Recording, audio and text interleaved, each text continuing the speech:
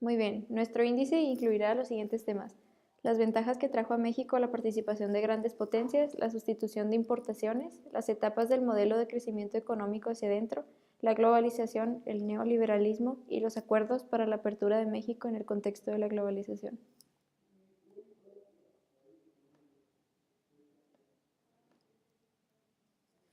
Bueno, las ventajas que trajo a México la participación de grandes potencias. México vendía su petróleo a varios países, siendo su principal cliente Estados Unidos. Al inicio sirvió como fábrica de armas para los estadounidenses. Poco después, Alemania comenzó a comprar petróleo a México desde antes de la guerra, lo cual no convenía a los aliados. Después de esto fue cuando se creó la pantalla donde Alemania hundía a dos petroleros mexicanos. México dejó de venderle y renovó el comercio con los aliados. Los ataques estaban por debajo de la bandera de Estados Unidos. ¿Qué es la sustitución de importaciones? Bueno, esta es la primera fase del proceso de industrialización de un país. ¿En qué consiste? Consiste en producir internamente las manufacturas que antes se importaban. En la etapa primaria del desarrollo económico, los bienes industrializados vinieron del exterior, pero progresivamente se los reemplazó por la producción local. A este proceso, que algunos consideran un verdadero modelo, entre comillas, de desarrollo, se le conoce como sustitución de importaciones. Dentro de las etapas del modelo de crecimiento económico hacia adentro se distinguen tres. La primera consiste en el crecimiento con inflación, que fue de 1940 a 1958. Esta etapa se caracterizó por bajas tasas de inflación, es decir, que no hubo un incremento en bienes y servicios.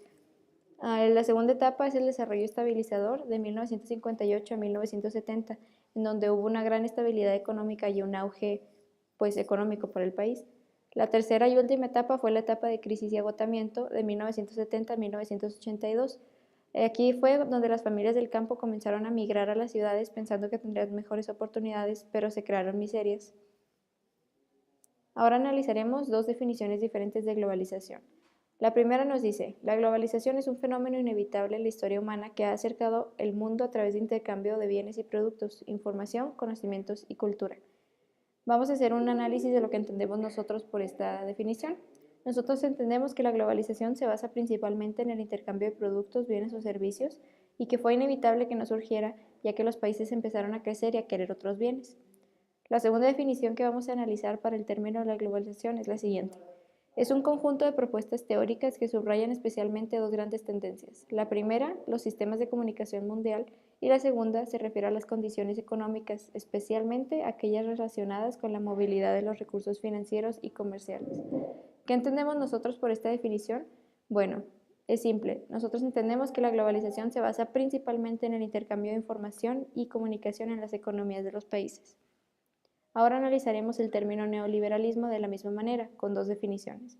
La primera nos dice que el neoliberalismo es el término más popular y abreviado que se emplea para designar al liberalismo neoclásico, la forma más moderna que existe de liberalismo y la cual le atribuye al Estado una intervención limitada, tanto en asuntos jurídicos como económicos.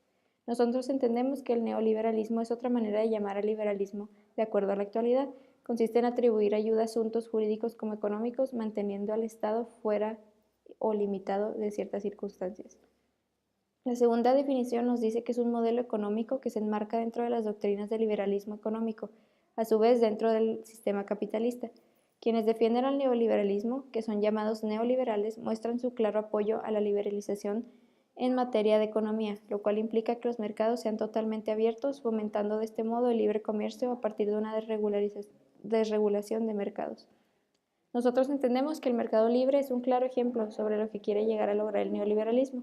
Pretende crear mercados que estén totalmente abiertos y que brinden más libertad. Bueno, hubo dos periodos en donde se establecieron acuerdos para la apertura de México en el contexto de la globalización. El primer periodo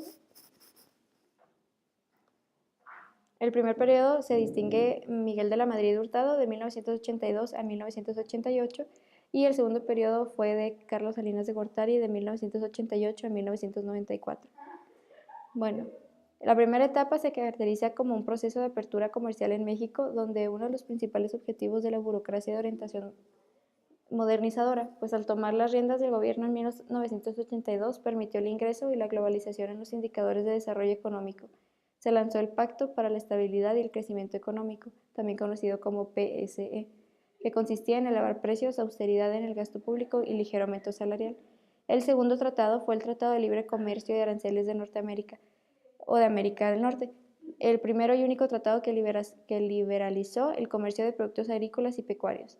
El Tratado de Libre Comercio ha eliminado la mayoría de las barreras arancelarias y no arancelarias del comercio, y la inversión tiene entre sus miembros, dando origen al establecimiento de un marco de estabilidad y confianza para las inversiones de largo plazo.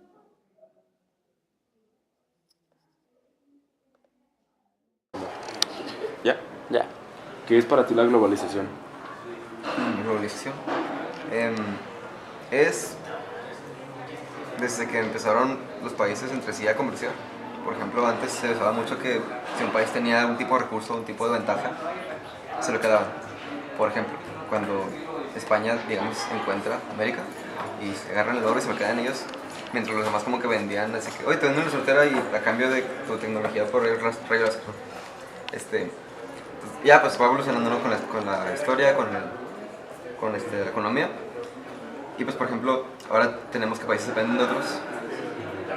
No sé qué tan acertado esté mi concepto de globalización, pero pues eso es lo que yo sabía. Ok. Y entonces, ¿cómo podemos ver reflejada en el país los efectos de la globalización? Bueno, no sé mucho, porque pues ya no me he puesto realmente a leer, pero lo que he leído acerca de la dichosa reforma energética, muchos en contra, muchos a favor. Hasta hace poco leí como que en algún lado un artículo o noticia, no sé, que por ejemplo si se hubiera aprobado hace 10 años la reforma energética, habríamos estado vendiendo barriles de petróleo de $120 o más caros. Entonces afecta porque, por ejemplo, digamos el precio del dólar, ¿no? Lo que pasa con Grecia, que su gobierno les preguntó hace tiempo ya que si querían reducir gasto público para poder tener menos crisis, y dijeron no queremos pagar más impuestos. Afectó a toda la Unión Europea.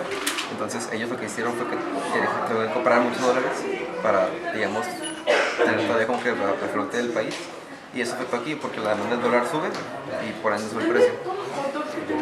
Y entonces, ¿qué aspectos positivos y o negativos consideras que la globalización ha traído a nuestro país? A nuestro país, pues por ejemplo, nos llega mucha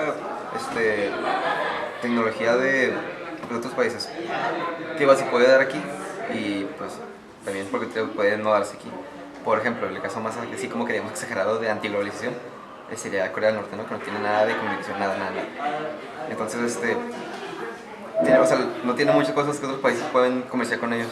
En cambio,